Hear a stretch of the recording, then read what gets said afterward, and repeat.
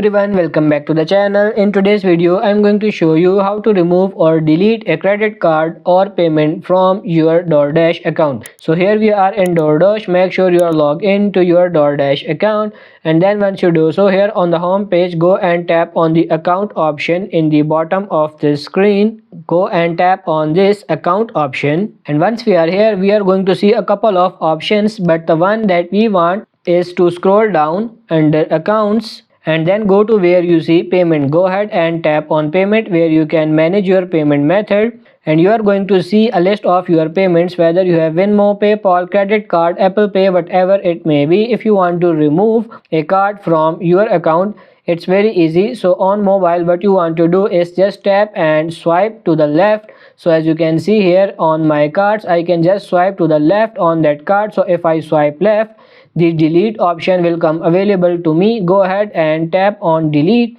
As you can see, I'm not able to delete the current method that I have right there. So only the methods that are not currently my default payment method. So if I go ahead and choose my PayPal account here as my default method, and the way you can tell that if it has a check mark beside that method, and then what you want to do is just swipe to the left or right depending on you, and once you know you want to remove it, you just tap the delete button. As you can see, those payment methods have been removed just like that.